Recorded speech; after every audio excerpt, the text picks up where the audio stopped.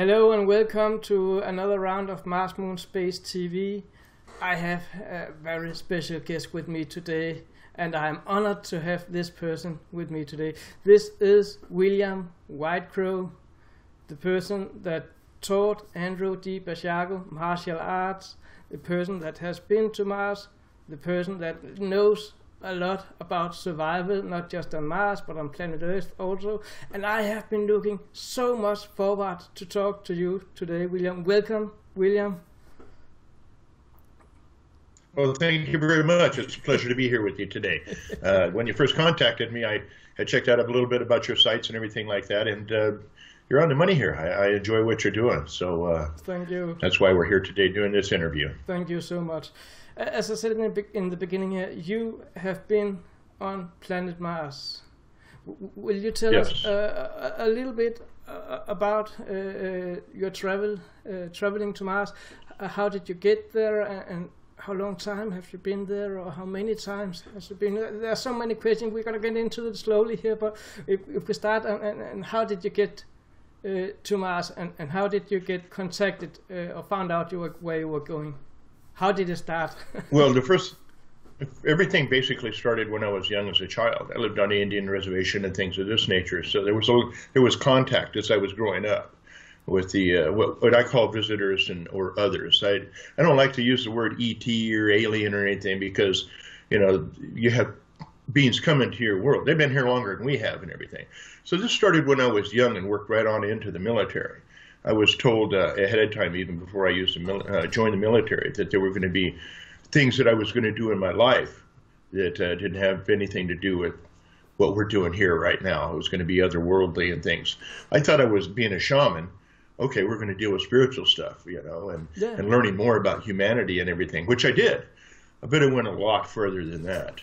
And when I got into the joined the service, I turned around and was connected up with a Sergeant Simpson. He was a black gentleman and everything, about 6'3", really nice guy. One of those people you just couldn't help but like, and he played a particular group all the time, Booker T and the MGs, in his car while we were driving around. And all of a sudden he showed up before the service. He showed up in basic training, AIT. And from that point on, when I got out of the service, I met him again several times in civilian life. I thought he was a sergeant. That's what his uniform and everything said, but I found out he was a colonel later on. And I was kind of blown away on that. But my first trips and everything, under the programs going to Mars on the secret space programs and everything, was in the military. And basically it was by craft that we went there. And it's very interesting. Very interesting. But by craft? Excuse me? But you're saying you went there by craft? What? First. Yes. What kind of craft was that? I'm very curious to find out more. Mm-hmm. Basically, the craft was more of a saucer type at the beginning and everything. My first experience in a craft was more saucer type and flying around. We call them kind of like the sports model, but it was a little bit larger than that. 45, 50 feet across. The interesting things about these craft, when you go in, it's larger than it seems on the outside. It's really a physics thing. They explained it to me, but I am not a technician. I understand the technology and everything, but it wasn't of my interest at that time. I was just, okay, this is really neat. I was scared at the time too, at the same time, but I'd never been harmed. There was never any negativity with these others or visitors with me, ever, at all.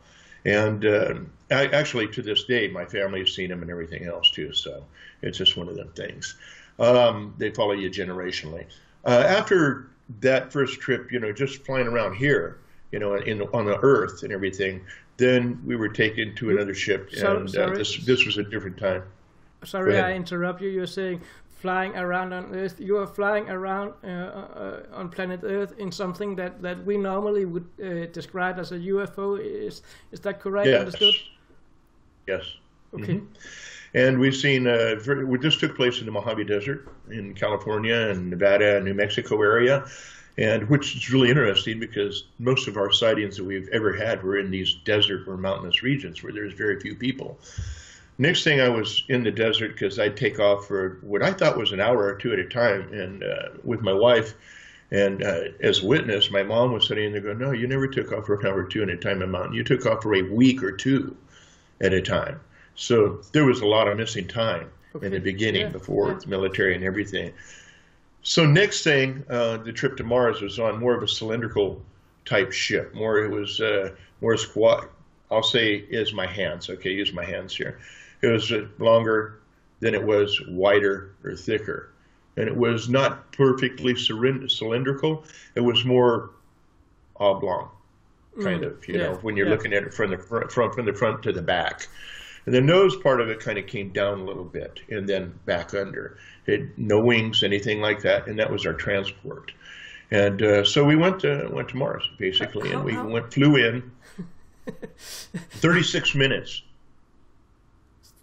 36 minutes it took us to get from Earth to there. 6 minutes to go to Mars. Yeah. Wow. Mm-hmm. Wow. So that tells you a little bit about the propulsion system. You know, it's not conventional at all. Bob Lazar described the propulsion system really perfectly and everything. How about the field generators and things like this, you know? So he's the man that's on top of the technical aspect of it. But being in the security aspect and setting up and reconnoitering and retrieval and all these things that I did when I was in the programs and everything, and helping scientific expeditions, things of this nature too. It wasn't just flying to Mars and you have a big conflict war, you know, there were conflict, but it wasn't something where you fought every day or anything, you know, you had to go put something in check. But we'll get back to the first thing when I got to Mars. When I got to Mars, we came down out of the atmosphere. And we came down onto the very baby blue sky. You know, there was clouds, you know, very, very light clouds, things of this nature. There was no wind. It was about 65 degrees, you know, 65 degrees at that time and everything. And we came right down in, and actually, I'm pretty sure that NASA has one of the pictures of the opening where our craft went in, or I should say the craft, not our craft. And because all this is joint with the visitors and the military, so we have to understand that right off the top. So we came down in and we came into a desert type area, you know, a lot of sand and everything. I do a lot with my hands, so you have to excuse me there. But we came down in and we came over a desert, a really rocky mountainous kind of area, and then into a desert area. And there was a large square opening. That's all you could see. And we went right into there and into the underground base. And from that point on, it was mainly our first trip up there was more of a tour to get us experienced in it, part of the program. You had to go there if you're going to be in part of the program. That's all there was to it. You went underground. The bases, are they all underground, or are there something on the surface, or is that too dangerous to have something visible on the surface? They do have part of the structures on surface, but most of the structures are all underground. So you may have a massive underground structure and everything, and you'll only see maybe like a couple Quonset hut type things on top, or a big block where there's a, you know, kind of a skull-like looking thing where when you come out, it blows you away at first, you know, because you don't even know what you're coming out of at first. And then you look back, because they have a lot of monuments around the original openings and things of this nature. I heard Andrew DiBasiago talk about these entrances shaped as a skull. Yes. And that's what you just mentioned. And they had another one we called, yes. Yeah. They have another one called a corkscrew. There's a few entrances, depends on what area of the planet you're on. And they also, out in space, have other platforms. You know, like we have the ISS space station out towards Mars, and then just a little beyond Mars, they have other platforms that are actually better than that. Okay. And these are manned. And this is part of the Solar Warden program that was talked about a long time ago. And we had to remember also that my time doing this was actually before Andrew, you know, and during his time and his service that he went to. So after we got there, we actually had to go outside and experience the environment.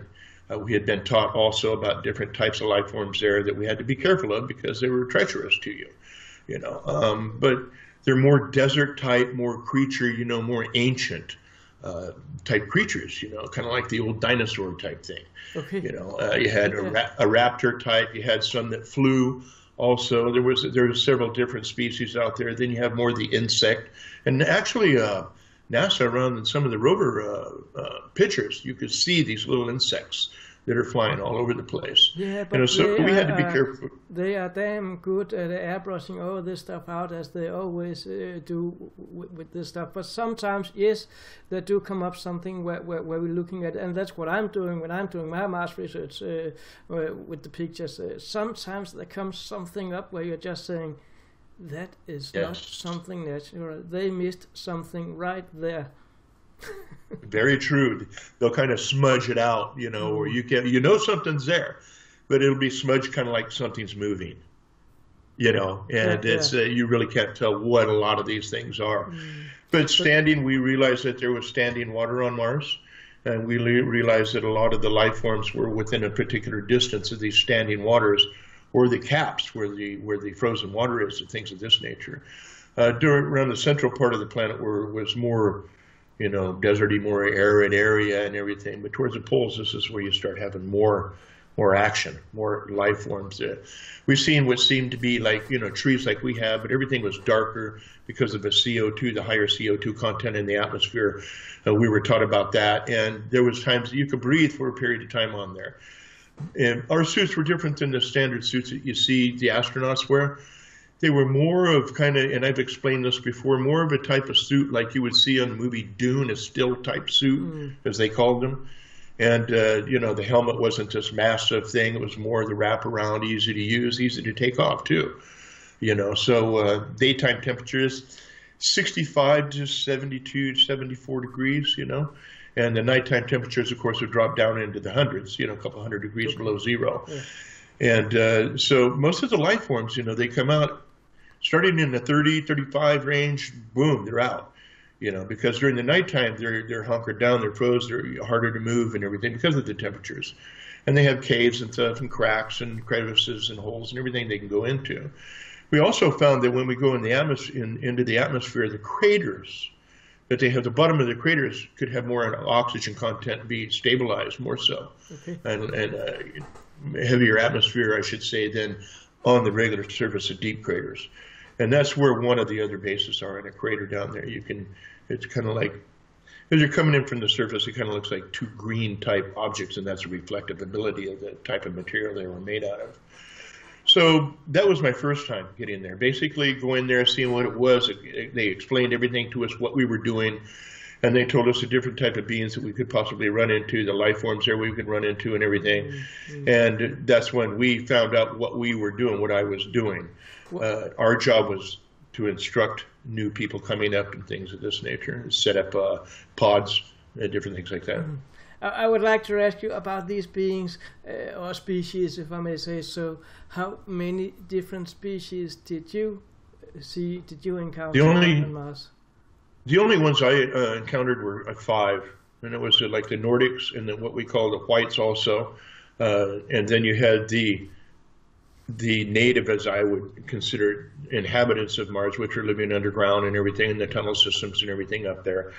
Then you had the grays, the tall and the small grays, and then you had a mantid type creature. They were more the dark ones, and they also were in a coalition with the smaller grays in a sense. And these are the ones that we watch out for. Are they? These are the ones that. Are they living? Go ahead. Are they living in peace together? I guess not, but I ask a question for you anyway. That's okay. Meaning the mantids and the grays? These 5 species you just mentioned here. Oh, no. No, they don't live in peace. The mantids are kind of the more controlling. They have no emotion, very little emotion. They don't care. We're a resource to them. That's the way they see things. And they're in conjunction with a couple other races that really look at Earth, our solar system and everything as a resource. That's all we are, cattle in a sense, to these type of creatures.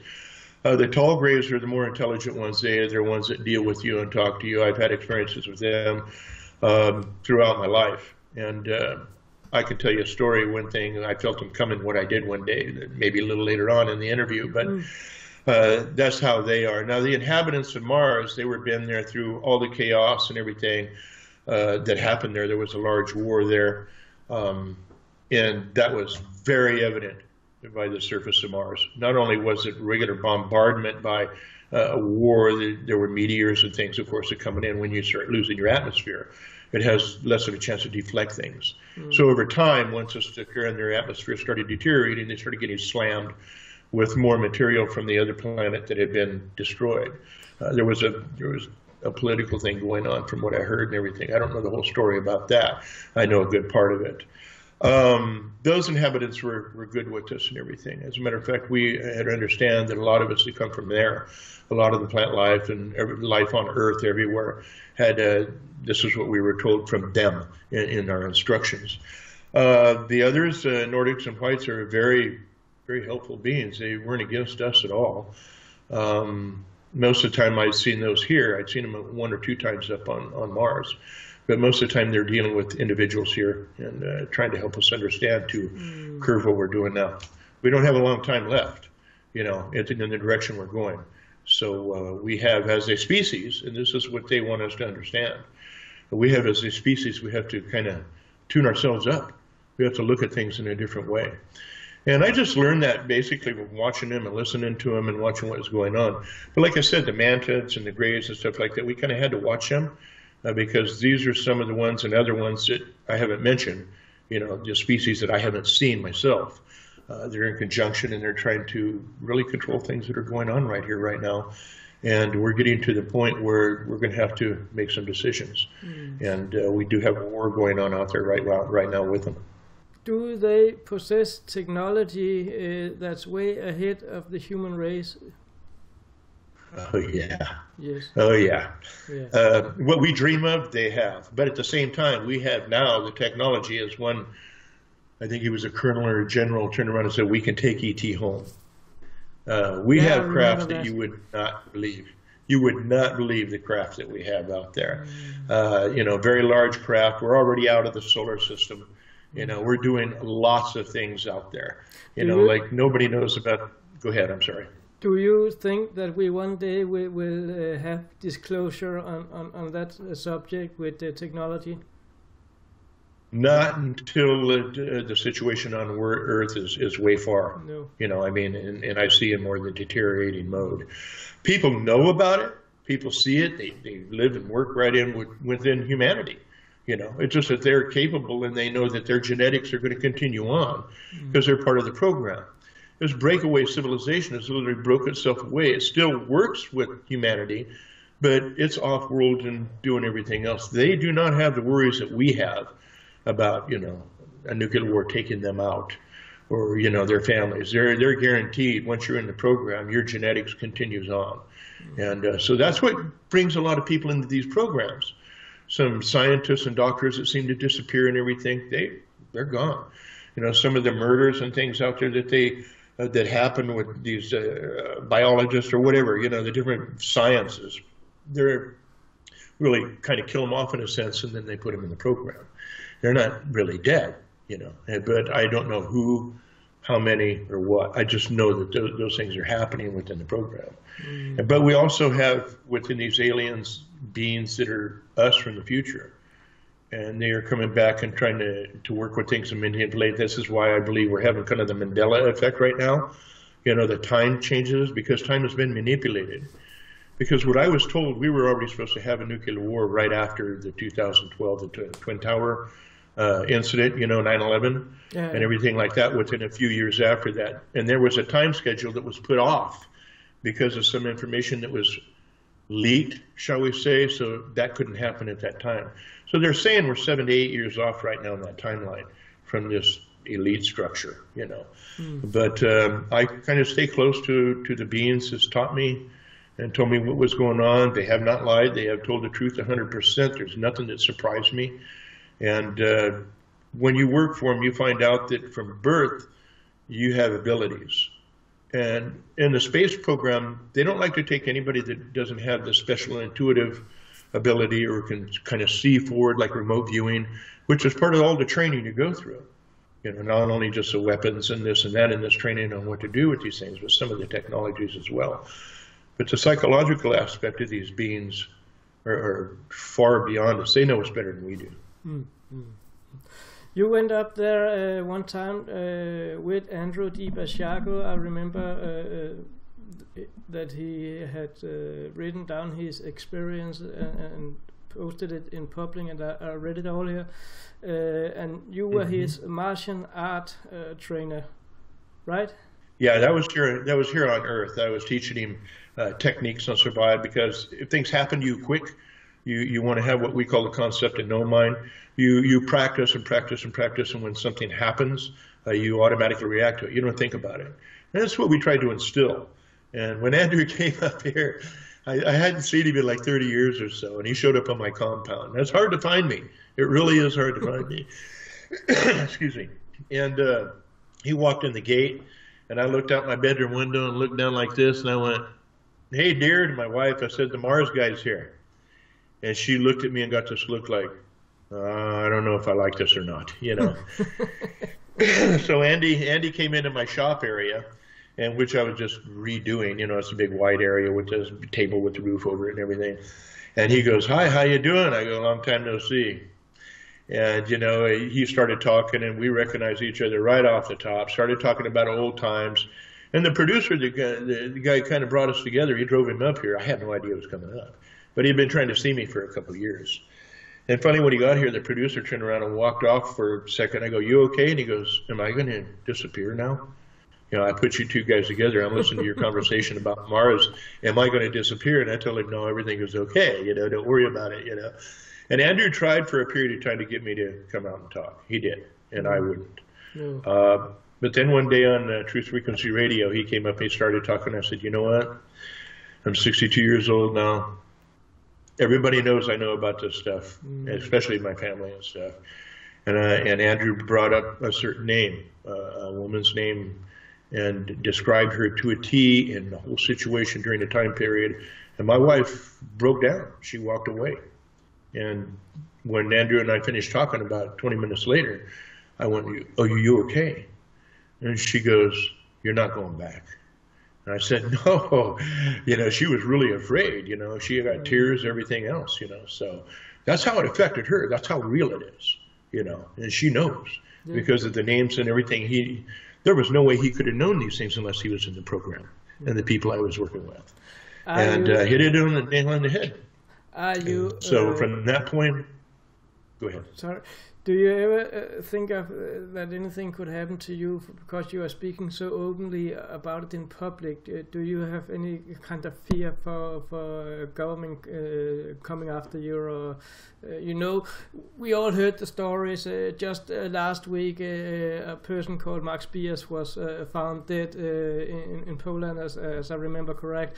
Also, a guy who worked with UFO or knew about UFOs, he wanted to tell something. Do you ever give that a thought before you talk about this in public? I was told a long time ago in the service and everything like this, no matter what you do, you keep your head on a swivel and you be aware of your surroundings all the time. My wife and I went to several meetings with some of my students and other psychics and stuff like this on a river one day. I'll give you an example of what I deal with. We're flown over on a regular basis, you know, just the way it is. We used to have jets fly right through our canyon right here next to us and everything several years back. But we were at a meeting. I called a meeting and everything you know, on the phone. We use our cell phones and everything, which I don't carry a cell phone anymore. And we were at here at the Sacramento River up in Northern California, and we sat down to have a meeting. And there was 4 or 5 of us there. My daughter was there. My wife was there. A guy we call Wizard. It's just I'm using nicknames because I don't want to put out the real name. And Wally and Two Feathers. And we were sitting there having a meeting, and I started looking around, and Two Feathers, Wally, the gentleman Wally, started looking around, and so did the other guy, Wizard. He goes, "You know you're being watched?" So I started looking around, which I was used to because I'd been followed all my life. All my life. My wife, my friends, everybody has seen it. Even patients that I work with for cancer. That's part of what I do. They go, "You know you're being followed?" Yeah, you know. So, but anyway, we're at this meeting. And all of a sudden, a Mercedes-Benz pulls up and a couple of Ford trucks in the area, and they're literally just sitting there watching us, you know, like I'm watching you. And then I got up and said, "Well, let's go to another location." We had a secondary location we always planned just in case. The first one we can't get to. It's just common sense in the mountains, you know. So we got in our different vehicles and took off different ways and ended up going to a place called Clear Creek off to the side. We were there no more than 15 minutes, all of us met. And here comes a white Ford van, tinted windows, everything, coming around the corner, and we were set, so if anybody come, we would see who they were. And it slowed down real quick, hit its brakes, and then it realized we started smiling, and I just pointed at it like that, and then they stepped on the gas and left. So you're followed, you're watched all the time. Lady people on cell phones, and then they'll point at you like, they're over here now, and this and that. That happened on a regular basis for a period of time until just when I started more staying up in the mountains and out of the cities. You know, it's a lot harder to follow you around if they know everybody in your area knows what's going on. You know, and that's kind of how it is here. I've been followed. Yeah, I worried about that for my children, not for me. You know, and I think that's the main thing with everybody. They worry more about their family and their loved ones than they do themselves. When you get to this level. Do you think that this phenomenon of being followed and being watched is something that happens more in the USA than maybe in Europe or in Asia or somewhere else? Do you think the American government is more up to tracing people than other governments are? Oh yeah, I'll have to agree there. The American government doesn't want any of this stuff out. You know, I did an interview yesterday, and the guy asked me if I'd, agreed not to talk or everything like this. It was a verbal thing. There was never a written anything, you know. But we understood if we talked, there's a possibility of things would happen because we've been dealing with this stuff since we were children. So we knew there was a separate reality going on within our own society's reality in this world itself.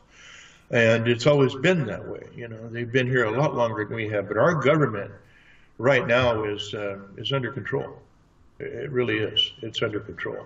A very dark aspect, a very dark force and everything. And I've talked to people all over the world, you know, about their governments and things that are going on like that. And ours is really Cladstein has put a lid on this. Even though we've seen jets escorting craft, you know, the whole 9 yards, millions of witnesses, you know, to the fact that's going on. But certain people, and I'm glad you brought up about these two other individuals that were basically murdered. The second one, if I'm not mistaken, he was killed. Their dog was killed, and their two children also. You know, so they're serious about this stuff. So a lot of the things that I'm saying, go ahead. A few weeks ago, I saw a Hollywood production movie that I was very fascinated about. I don't know if you've seen Jupiter Ascending. I haven't seen it. No, there is a scene where they are actually repairing a city that has been under attack by aliens that has an agenda, and nobody in the city would be able to remember anything except a few people, and they didn't care about those few people because nobody would actually believe them anyway. Yes, you're right. You're 100% right there. The disinformation campaign going on is insane out there right now. And I like what you said right there because that's exactly how it works. You know, they can flash memory, and I'm not talking like they did in, Men in Black. They got a little thing and they flash your memory, but they have cover memories, and usually anybody that's dealing with the programs have to go through what we call a program where they cover your memories in a lot of things. Mine wasn't covered in a lot of things.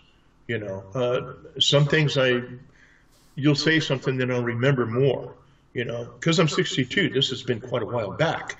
You know, when things happen and everything, but that contact is still there. It never stops. And I'll tell you a little thing here. I told you earlier, I would tell you, and I'll make it very quick. I felt them coming one day. I live way out in the woods out here, you know, and the closest neighbor, you know, half a mile away. And one afternoon, I get a call from a neighbor. Hey, there's something heading your way. And this is a church guy, and he doesn't believe in UFOs at all. But he's just seen a small craft, you know, 6-7 feet long, kind of oblong, right across in between him and his neighbor, down through the canyons, heading directly our way. I told the wife, I says, okay, they're going to start showing up. This is about 1 or 2 in the afternoon, broad daylight, okay? Somebody that does not believe in UFOs calling me, telling me one's on the way. So a lot of people out here have seen that. But one night, you know, just before I went to bed, I got the feeling, you know, in my chest, and it was like, okay, they're coming, you know. And at that time, I only had one daughter living at home. The rest of my kids were out on their own. And she'd seen craft out here already herself, her and her friends, you know, so it wasn't new to her. But I knew they were coming for reasons, to mark or to check out or to, like a sheep or, you know, a wild animal you have out in the wilderness. When you tag them, they come check you out, you know. And so I kind of felt that that was the situation here. And because those of us that are involved in it, you can feel them. Their presence is always known to you. You know, it's just part of the nature of the beast, as shall we say. So I lock all my doors from the inside with padlocks in the house. I put hasp on them. I locked them with padlocks. I took the keys and put them under my mattress in between me and my wife. 2 o'clock in the morning, I woke up like I'd been awake for 6 hours already. I ran down my hallway with my camera, and I never take a gun. You know, you can have a weapon, but it ain't going to do you any good, you know, right off the top. If they want you, they want you. That's all there is to it. And my door on the side of my house was wide open, the hasp, of course, there, and no lock. That's impossible to do right there. My daughter's sound asleep, but her door was open, you know, and we closed all the doors, made sure, locked it and everything. And my wife was turning around going, uh-oh, what's wrong? And I go, where's the lock? Where's the lock? You know, and we've searched for 3 months. We still haven't found that lock. Gone.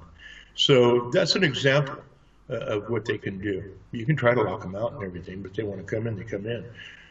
But in all my experiences, there's never been any harm to us. You know, it's almost like we're being watched over.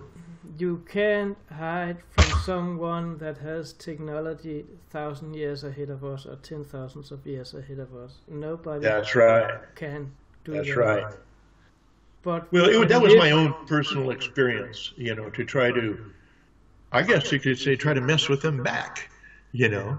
I wanted to know, I'm going to lock everything up, I'm going to prove, you know, without a doubt. And when we all woke up and everything, you know, I got my daughter and my wife and everything, it was proof. They came in, they did what they wanted to do, and they left. And we woke up just when they were leaving. It was like do you want they to wanted go us to. and tell us what it was they had to do or did? I'd say, well, everything that they do is generational with some people. I'm not going to say all people. You know, they are into a very large genetic program, you know, of developing us as well. You know, we've been here not near the time that they've been here, you know. And what they do is to follow bloodlines, and they want to, you know, genetic, just like we do when we tag animals in the field. That particular bloodline of that animal, they'll follow, you know, us as scientists will follow for many generations, you know, to see what's going to happen with that generational line. And basically, that's the same thing here. If you have prime genetics, I'm not saying we are, they know what's going on that aspect. We don't. You know, but if they're following a family genetically or several different families around the planet, many, I'll say thousands, you know, probably possibly millions, who knows. They want to make sure everything is okay right there on a regular basis. Most of the families that are being followed or dealt with have multiple abduction experiences or contact experiences. Maybe at first it's abduction, but after a period of time it's no longer abduction, it's contact. You're interfacing with them. You're dealing with them on a regular basis. And a regular basis could be a couple times a year. It could be once every 2 years. You might not have any contact for a year to 5 years, but you are still in their program. They're still watching you, and you do have contact. You just might not remember it all 100%. I think what they're doing with this, we've been marked on the back of my head.